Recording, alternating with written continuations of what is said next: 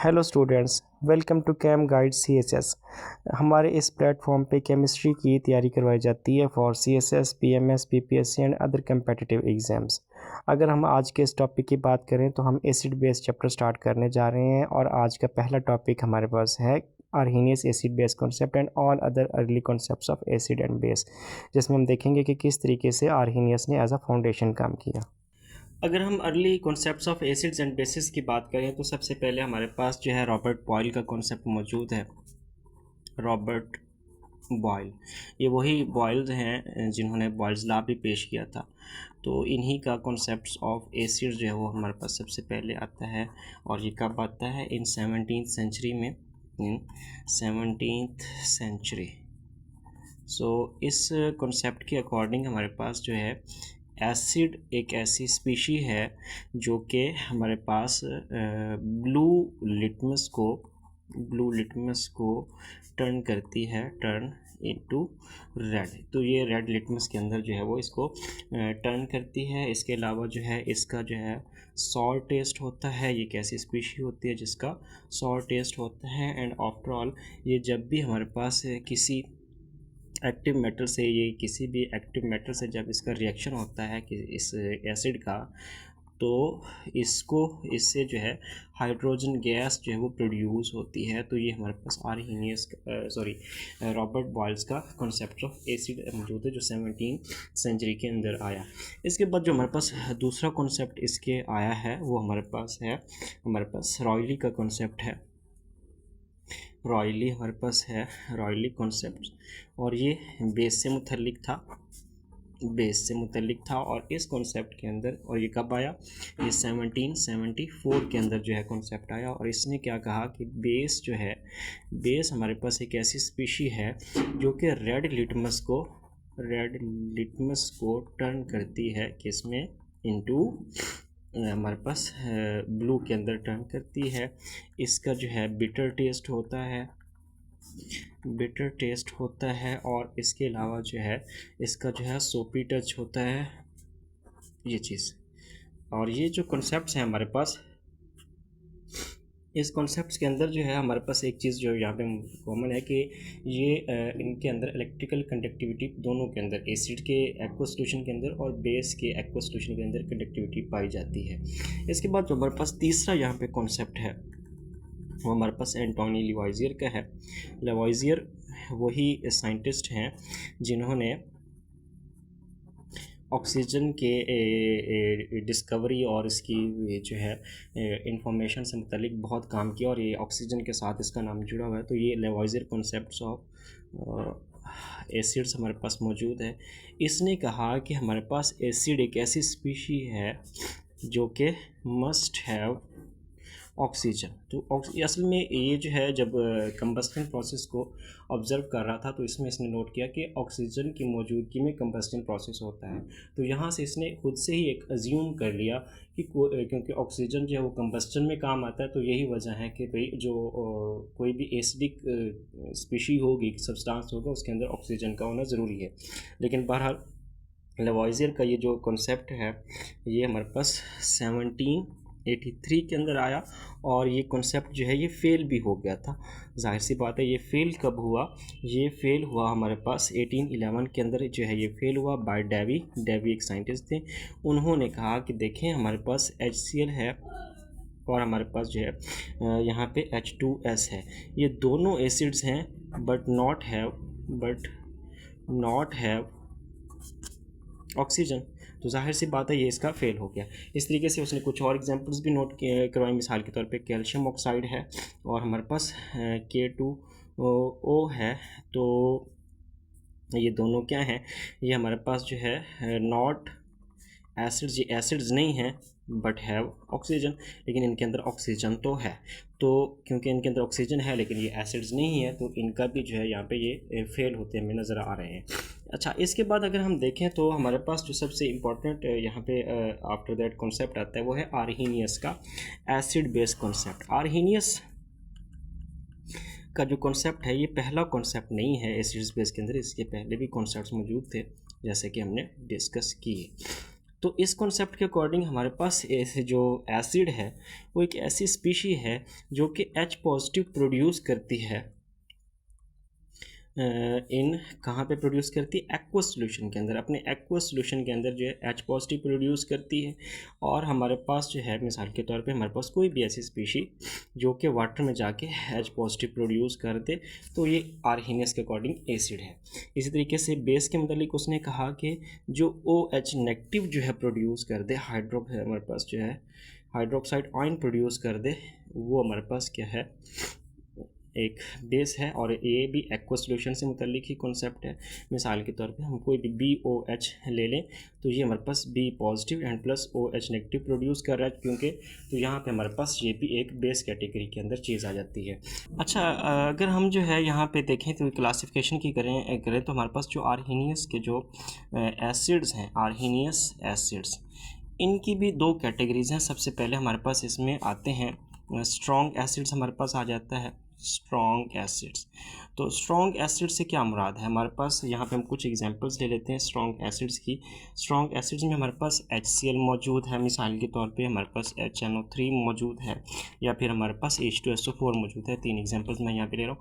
ये जब अपने एक्वा सोल्यूशन में जाते हैं तो एक्वा सोल्यूशन में जाके कम्प्लीटली डिसोसिएट हो जाते हैं।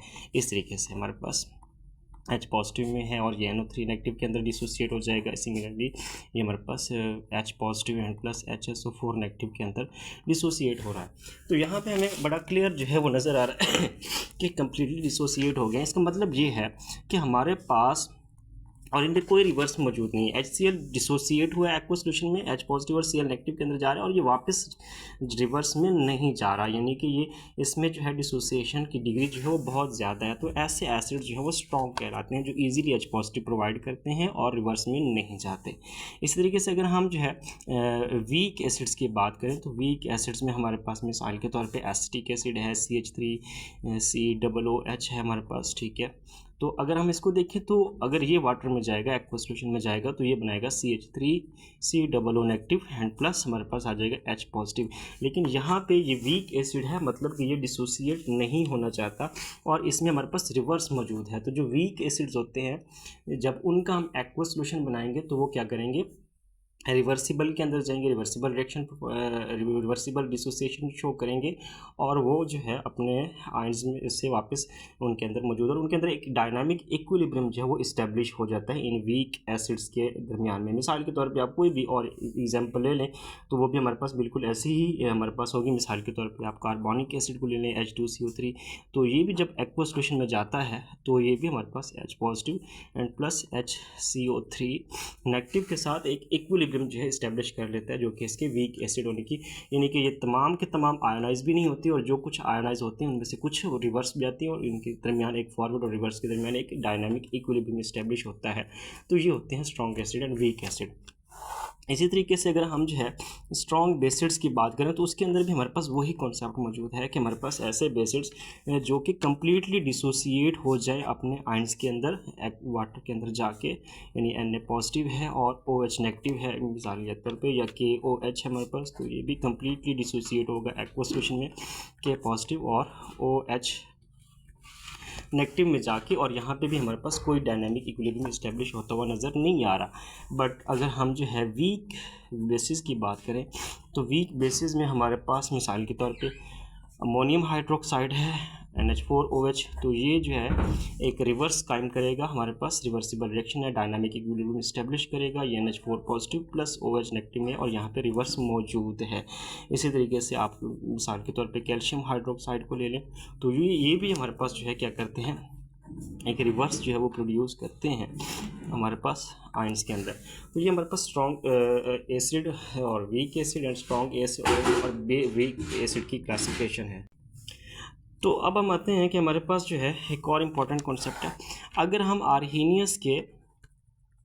आर्हीनियस एसिड्स और बेस का जो है रिएक्शन करवाएं तो ये रिएक्शन हमारे पास न्यूट्रलाइजेशन रिएक्शंस कहलाते हैं, न्यूट्रलाइजेशन रिएक्शंस कहलाते हैं। मिसाल के तौर पे हम कोई भी एसिड ले लें, मिसाल के तौर पे हमारे पास एक स्ट्रॉन्ग एसिड है HCl और हमारे पास एक स्ट्रॉन्ग बेस है NaOH और यहाँ पे हमारे पास वाटर की प्रोड्यूशन होगी, हाइड्रोजन यहाँ से और OH यहाँ से, तो ये एक वाटर मॉलिक्यूल यहाँ पे प्रोड्यूस होगा और यहाँ साथ में हमारे पास सोडियम क्लोराइड एक साल्ट मौजूद होगा।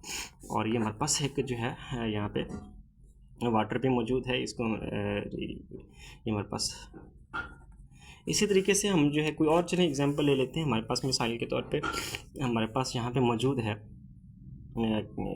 लेट्स सपोज हमारे पास नाइट्रिक एसिड है, HNO3 है, और हम यहाँ पे जो है ले लेते हैं मिसाल के तौर पे पोटाशियम हाइड्रोक्साइड है। तो यहाँ पे हमारे पास जो है क्या आ जाएगा, एक तो आ जाएगा पोटाशियम नाइट्रेट KNO3 प्लस हमारे पास वाटर की फॉर्मेशन होगी। तो ये भी हमारे पास क्या है, एक साल्ट है, और ये हमारे पास क्या है, वाटर है। तो ये जो वाटर की फॉर्मेशन है, इन द फॉर्मेशन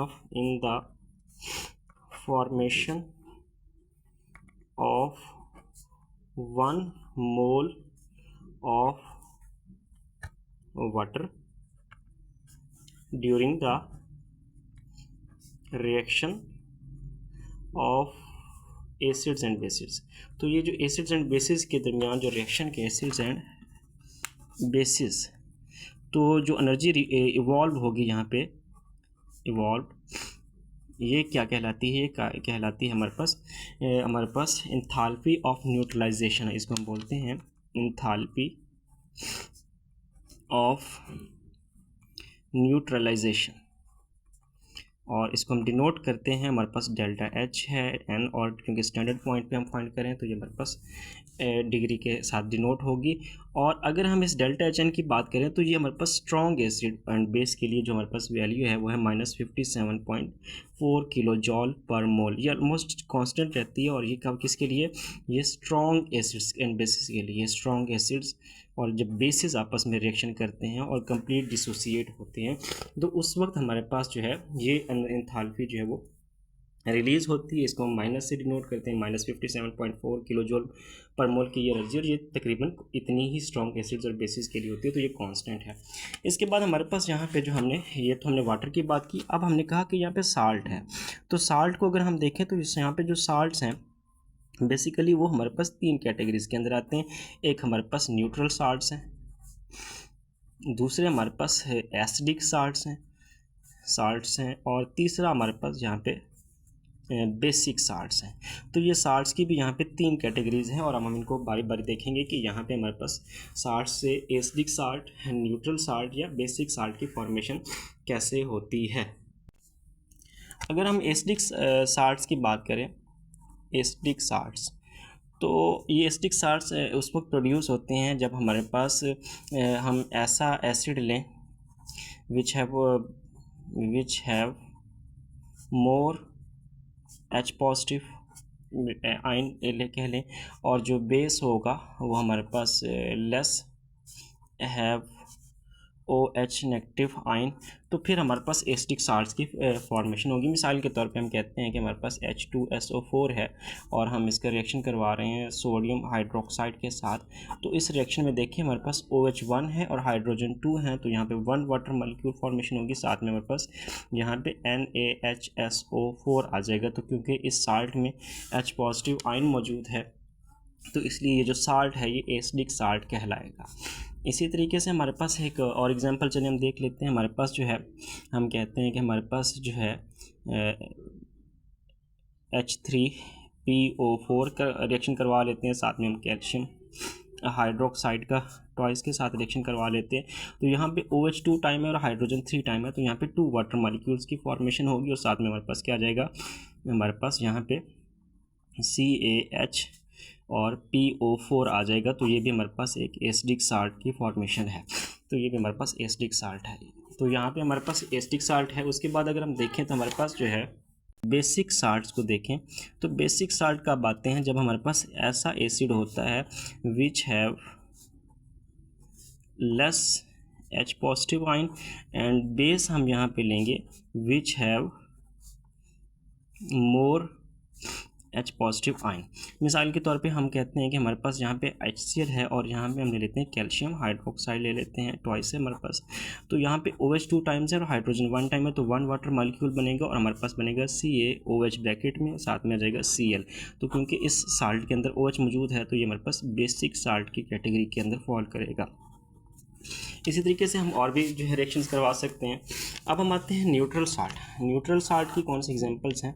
अगर हम न्यूट्रल साल्ट को देखें तो न्यूट्रल साल्ट जो है, मिसाल के तौर पे हमारे पास न्यूट्रल साल्ट है जब हमारे पास ऐसा हम ऐसा एसिड लें जिसमें H पॉजिटिव आयन की तादाद जो है वो बेस में मौजूद OH नेगेटिव आयन के इक्वल हो। मिसाल के तौर पे हम कहते हैं कि हमारे पास HCl है और हमारे पास जहाँ पे सोडियम हाइड्रोक्साइड है, तो ये हमारे पास क्या बन जाएगा, NaCl प्लस वाटर। तो ये हमारे पास एक न्यूट्रल साल्ट है। इसी तरीके से हम जो है यहाँ पे ये कहते हैं कि हमारे पास जो है, मिसाल के तौर पे हम कहते हैं H2SO4 है और हमारे पास कैल्शियम हाइड्रोक्साइड है, तो यहाँ पे 2 वाटर मॉलिक्यूल्स बनेंगे और ये हमारे पास बन जाएगा CaSO4 कैल्शियम सल्फेट। ये भी एक न्यूट्रल साल्ट है। इसी तरीके से हम और भी बहुत सारी एग्जांपल्स जो है वो ले सकते हैं। तो ये जो हमारे पास साल्ट्स हैं ये हमारे पास क्या कहलाते हैं, न्यूट्रल साल्ट्स कहलाते हैं। यहाँ पे कुछ टर्म्स हैं, मैं वो टर्म्स जो हैं वो इंपॉर्टेंट टर्म्स हैं, और अगर हम टर्म्स की बात करें तो मिसाल के तौर पे अगर हम जो है एसिड की कह लें तो एसिड हमारे पास वो होते हैं which have H positive ion, और H पॉजिटिव को हम प्रोटॉन बोलते हैं और इसको हम बोलते हैं प्रोटोसिटी बोलते हैं, यहाँ पे प्रोटोसिटी। और इसी प्रोटोसिटी का एक और नाम भी हमारे पास है और वो है बेसिसिटी, हम इसको बेसिसिटी भी बोलते हैं। तो कह सकते हैं हमारे पास जो है बेसिसिटी हम कहते हैं, तो कह सकते हैं कि हर एसिड की एक बेसिसिटी या प्रोटोसिटी मौजूद है जो कि बेसिकली H पॉजिटिव आयन की तादाद को कहते हैं। मिसाल के तौर पे हमारे पास HCl है, तो ये हमारे पास क्या है, ये मोनोप्रोटिक है, क्योंकि इसमें एक प्रोटॉन है तो ये मोनोप्रोटिक हुआ। और मोनोप्रोटिक का मतलब यहाँ पे हम इसको मोनोबेसिक भी कह सकते हैं, ये मोनोबेसिक है, ठीक है। इसी तरीके से हम यहाँ पे जो है एक और एग्जांपल ले लेते हैं। हमारे पास H2SO4 है, तो इसको हम जो है डाइप्रोटिक कह सकते हैं, डाइप्रोटिक हमारे पास है। और साथ में हम कह सकते हैं कि ये डाइप्रोटिक जो है हमारे पास साथ में जो है वो डाइबेसिक भी हम इसको कह सकते हैं। तो इसी तरीके से एक और टर्म्स हैं बेस के लिए। बेस वो चीज़ है, ऐसी स्पीशीज जो कि OH नेगेटिव आयन प्रोड्यूस करती है अपने एक्वा सॉल्यूशन के अंदर, और इसको जो है हम ये हमारे पास जो है इसको हम हाइड्रोक्सिल ये ग्रुप है, हाइड्रोक्साइड आयन है ये, सॉरी हमारे पास ये हमारे पास जो है हाइड्रोक्साइड आयन है, हाइड्रोक्साइड आयन है।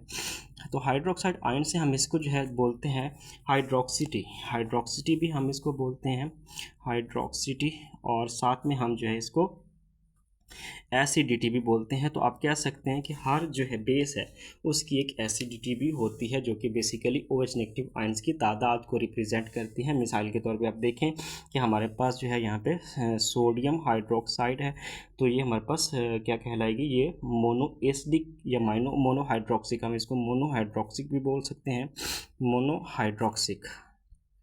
मोनोहाइड्रोक्सिक भी हम इसको बोल सकते हैं, या फिर हम जो है इसको है क्या बोल सकते हैं, मोनोएसिडिक भी बोल सकते हैं। तो ये मोनोएसिडिक कैटेगरी के अंदर भी आती है।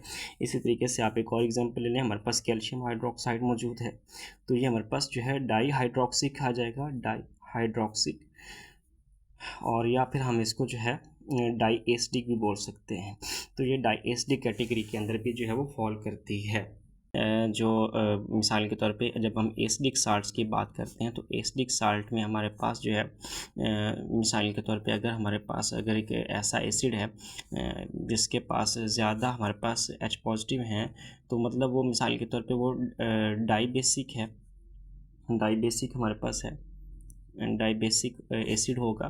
तो साथ में जो हम उसके बेस लेंगे तो वो हमारे पास जो है वो हमारे पास जो बेस है यहाँ पे वो हमारे पास मोनोएसिडिक होगा। तो इस तरीके से हम इनको टेक्निकल टर्म्स के अंदर जो है वो इंट्रोड्यूस करवा सकते हैं। As well basic salt and neutral salt को भी हम इस तरीके से प्रोटोसिटी या बेसिसिटी या हाइड्रोक्सिसिटी के अंदर या एसिडिटी के अंदर जो है वो हम एक्सप्लेन कर सकते हैं। तो यहाँ पे हमने समझा कि हमारे पास जो है जो स्ट्रॉन्ग एसिड्स हैं, वीक एसिड्स हैं, स्ट्रॉन्ग बेस हैं या वीक बेसिस हैं, उनका कॉन्सेप्ट समझा। फिर हमने समझा कि जो वाटर की फॉर्मेशन है वो हमारे पास इंथाल्पी न्यूट्रलाइजेशन से ताल्लुक़ रखती है। एंड आफ्टर ऑल हमने समझा कि हमारे पास साल्ट की भी 3 कैटेगरीज हैं, जो कि हमारे पास न्यूट्रल साल्ट है, एसिडिक साल्ट है एंड बेसिक साल्ट है। अब यहाँ पे अगर हम इसकी डेफिनेशन की बात करें तो यहाँ पे कुछ प्रॉब्लम थी। मिसाल के तौर पे हमारे पास NH3 है, हमें पता है कि ये एक बेस है, बट ये जो है but not have OH negative ion, तो ये OH नेगेटिव आयन तो प्रोड्यूस नहीं करती। लेकिन तो क्या ये फिर आर्हेनियस के अकॉर्डिंग बेस नहीं है? तो नहीं, बिल्कुल ऐसा नहीं है। हम यहाँ पे थोड़ी सी इसकी करेक्शन आप कह लें, इसको जो भी कह लें, वो बाद में यहाँ पे इंट्रोड्यूस करवाएगी। वो ये थी कि मिसाल के तौर पे हम अमोनिया का जो है NH3 का वाटर के साथ जो है वो रिएक्शन करवाते हैं, तो हमारे पास जो है एक्वा सॉल्यूशन बनाते हैं, तो ये हमारे पास बनता है NH4 positive and plus OH negative. तो क्योंकि यहाँ एक्वा सॉल्यूशन के अंदर OH नेगेटिव की फॉर्मेशन हो रही है, तो फिर आर्हेनियस के अकॉर्डिंग ये भी हमारे पास क्या है, ये हमारे पास बेस कैटेगरी के अंदर जो है वो फॉल करता है। इसी तरीके से हम जो है यहाँ पे देखते हैं कि हमारे पास कुछ और एग्जांपल्स हैं। मिसाल के तौर पे हम देखते हैं कैल्शियम ऑक्साइड है हमारे पास। कैल्शियम ऑक्साइड का अगर हम एक्वा सॉल्यूशन बनाएं, तो इसका जो एक्वा सॉल्यूशन है वो हमारे पास क्या बनेगा, वो बनेगा Ca2 positive and plus 2OH negative. तो क्योंकि यहाँ पे हाइड्रोक्साइड फॉर्मेशन हो रही है, तो ये भी हमारे पास बेस कैटेगरी के अंदर आ जाएगा। इसी तरीके से हम देखते हैं कुछ और कंपाउंड्स हैं। मिसाल के तौर पे कार्बन डाइऑक्साइड है। अब कार्बन डाइऑक्साइड तो आर्हेनियस के कॉन्सेप्ट में आ ही नहीं रहा था, लेकिन हम देखते हैं कि अगर हम इसका जो है वाटर के अंदर एक्वा सॉल्यूशन बनाएं, तो ये हमारे पास क्या बनाता है, ये हमारे पास यहाँ पे जो प्रोड्यूस करता है वो हमारे पास है CO3 2 नेगेटिव एंड प्लस हमारे पास जो है यहाँ पे 2H पॉजिटिव की प्रोडक्शन हो रही है। तो क्योंकि यहाँ पे हाइड्रोजन प्रोड्यूस हो रहे हैं, तो ये CO2 गया है, ये एस्टिक हमारे पास आता है आर्हेनियस के अकॉर्डिंग। तो यहाँ पे बहुत सारी चीज़ों की करेक्शन की गई। चलें एक और एग्जांपल भी हम यहाँ पे कोट कर देते हैं, और वो हमारे पास एग्जांपल है मिसाल के तौर पे SO2 की। SO2 का अगर हम जो है वाटर के साथ रिएक्शन करवाएँ, तो या एक्वा सॉल्यूशन बनाएँ, तो ये हमारे पास बनता है SO3 करने चले ऐसे, SO3 की बजाय SO4 2 नेगेटिव हो जाएगा, और यहाँ पर भी हमारे पास 2 हाइड्रोजन आइंस की प्रोडक्शन हो रही है, तो यहाँ पे SO3 भी जो है वो एसिडिक कैटेगरी के अंदर आ जाएगा। तो यहाँ पे बहुत सारी चीज़ों को एक्सप्लेन किया गया है। तो यहाँ पे हमारे पास जो आर्हेनियस की इक्वेशन है, उसके अकॉर्डिंग हमारे पास ये है कि कोई भी ऐसा कंपाउंड जो कि अपने एक्वा सॉल्यूशन में H पॉजिटिव को प्रोड्यूस कर दे, तो वो हमारे पास आर्हेनियस एसिड कहलाएगा। अगर कोई OH नेगेटिव प्रोड्यूस कर दे, तो हमारे पास क्या बेस कहलाएगा। इसी तरीके से हमारे पास जो है, और इसमें ज़रूरी नहीं है कि हमारे पास कंपाउंड के पास H पॉजिटिव हो या कंपाउंड के पास OH नेगेटिव हो तभी जो है वो हमारे पास जो है वो इस कैटेगरी के अंदर आता है, ये ज़रूरी नहीं है। तो अगर हम इसकी स्ट्रेंथ की बात करें, अब लास्ट में हमारे पास एसिडिक एंड बेसिक स्ट्रेंथ है। तो एसिडिक और जो बेसिक स्ट्रेंथ होती है हमारे पास, वो हमारे पास जो है उसको हम जो है एसिड डिसोसिएशन कांस्टेंट या बेसिक डिसोसिएशन कांस्टेंट के ज़रिए मेजर करते हैं। मिसाल के तौर पे हमारे पास एक जो है एसिड है, कोई भी एसिड है, HA है, और वो जब अपने वाटर के अंदर ऐड होता है, एक्वा सॉल्यूशन बनाता है, तो एक्वा सॉल्यूशन बनाने के बाद वो हमें H3O पॉजिटिव आयन प्रोड्यूस करता है, और प्लस हमारे पास यहाँ पे वो A नेगेटिव आयन प्रोड्यूस करता है। तो अगर मैं यहाँ पे इसका इक्विलिब्रियम कांस्टेंट की वैल्यू बनाऊँ, तो ये क्योंकि वीक एसिड की हम बात कर रहे हैं, तो ये हमारे पास आ जाएगा H3O पॉजिटिव और A नेगेटिव यहाँ पे आ जाएगा, डिवाइड बाय हमारे पास यहाँ पे क्या आ जाएगा, यहाँ पे आ जाएगा HA एंड H2O। सो यहाँ पे वाटर क्योंकि जो है हमारे पास एक कांस्टेंट वैल्यू है, इसकी मोलैरिटी 55.5 मोल पर DM क्यूब होती है, वाटर की कांस्टेंट मोलैरिटी है। तो हम इस कांस्टेंट को और इस कांस्टेंट, क्योंकि इक्वेशन में 2 कांस्टेंट है, तो इन दोनों कांस्टेंट्स को मल्टीप्लाई कर देंगे इस तरीके से, तो ये हमारे पास आ जाएगा। और H3O positive concentration H positive concentration के इक्वल होती है, आपने याद रखना। ज़ाहिर है जितने H पॉजिटिव प्रोड्यूस होंगे उतनी ही H3O पॉजिटिव की फॉर्मेशन होती है वाटर के अंदर। तो इसलिए मैं H3O पॉजिटिव को H पॉजिटिव के साथ ये रिप्लेस कर रहा हूँ, A नेगेटिव है, डिवाइड बाय हमारे पास यहाँ पे क्या आ रहा है, HA।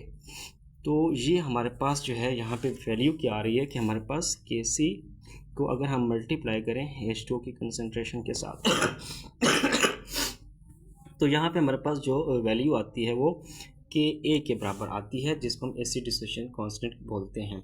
और ये जो एसिड डिसोसिएशन कांस्टेंट है, अगर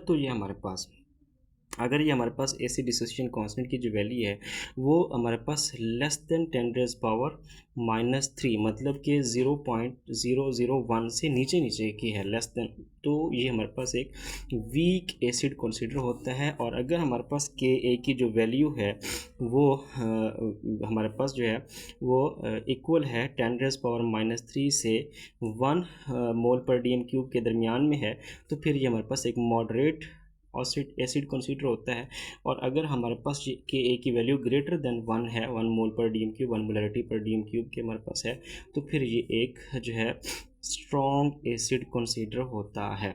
इसी तरीके से हमारे पास यहाँ पे इसी तरीके से अगर हम किसी बेस की बात करें तो बेस की जो इक्वेशन है वो यहाँ पे हम लिखेंगे B प्लस H2O, और हमारे पास जो है यहाँ पे ये एक ऐसा जो है हमारे पास ये प्रोड्यूस करेगा, हमारे पास BH हमारे पास आ जाएगा positive and plus OH negative. अच्छा, अब यहाँ पे आपने नोट किया कि मैंने B को B यूज़ किया, BOH क्यों नहीं यूज़ किया? क्योंकि हो सकता है कि हमारे पास बेस जो है वो अमोनिया जैसी हो जिसके पास OH नहीं है, लेकिन वो वाटर में जाने के बाद OH नेगेटिव प्रोड्यूस कर देता है। इसकी बहुत सारी एग्जांपल्स हमने अभी डिस्कस भी की कि वो हमारे पास NH4 positive and plus OH negative में चला जाता है, तो इसीलिए हमने यहाँ पे B के साथ OH को यूज़ नहीं किया।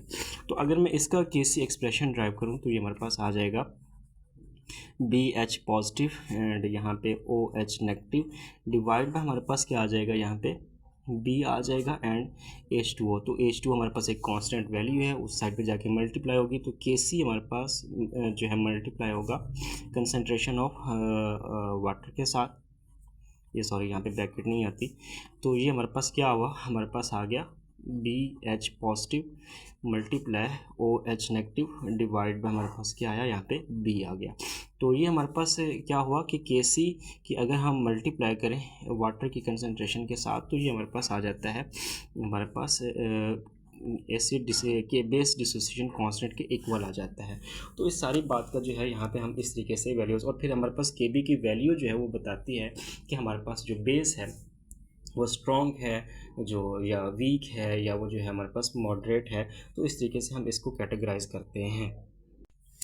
अब हम आते हैं इसकी लिमिटेशंस के ऊपर। तो इसकी लिमिटेशंस जो हैं वो बड़ी, सबसे पहली तो जो इसकी लिमिटेशंस दो हैं कि हमारे पास अगर मिसाल के तौर पे एक कंपाउंड है, हमारे पास कोई भी एसिड है, और वो जब एक्वा सॉल्यूशन में जाता है तो वो प्रोड्यूस करता है H positive and OH negative. तो यहाँ पे हमने एक लिमिटेशन लगाई है एक्वा सॉल्यूशन की, तो जो एक्वा सॉल्यूशन में H पॉजिटिव प्रोड्यूस करे वो एसिड है।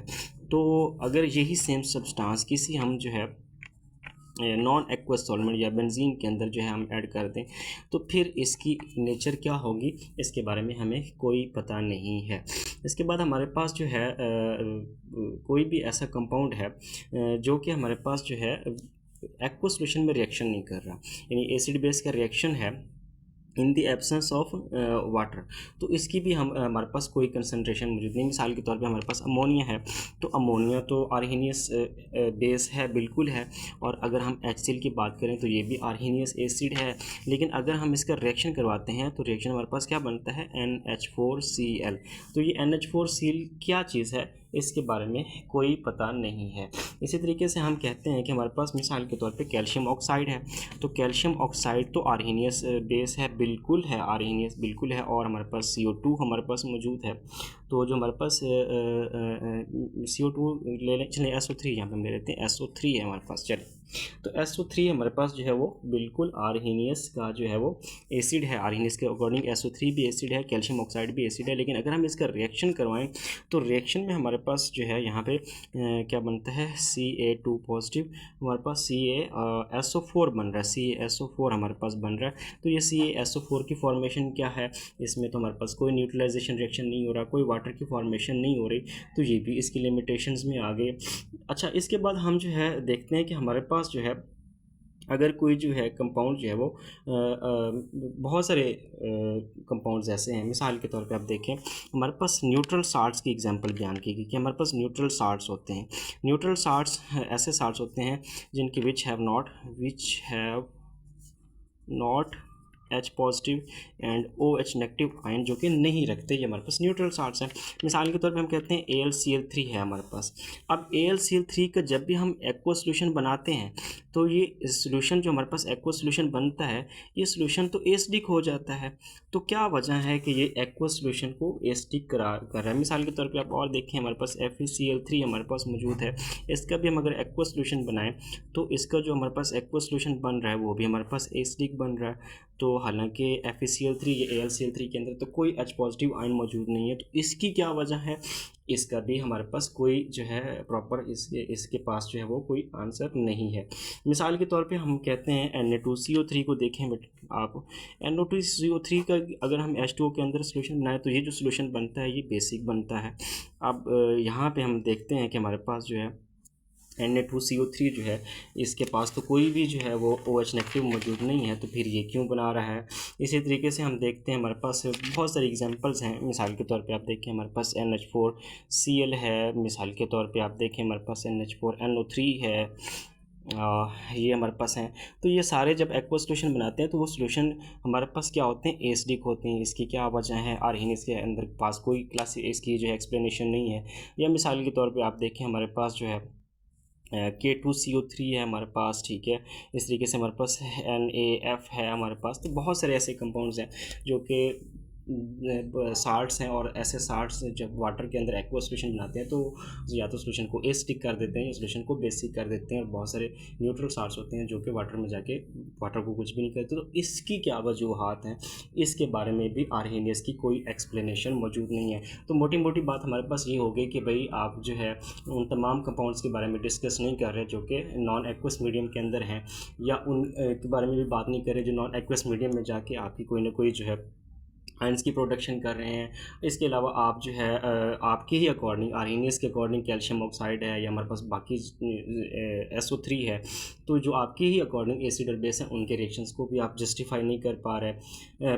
फिर आपके पास साल्ट्स हैं, तो बहुत सारे साल्ट्स क्यों वाटर में जाके एसिडिक या बेसिक नेचर प्रोड्यूस कर रहे हैं, इसका भी आप आंसर नहीं दे पा रहे। तो ये सारी लिमिटेशंस हैं आर्हीनियस की। सो यहाँ लिमिटेशंस के बाद हमारा जो नेक्स्ट कॉन्सेप्ट आ रहा है ब्रॉन्स्टेड डोरिका, वो बहुत ही ज़्यादा इंटरेस्टिंग है।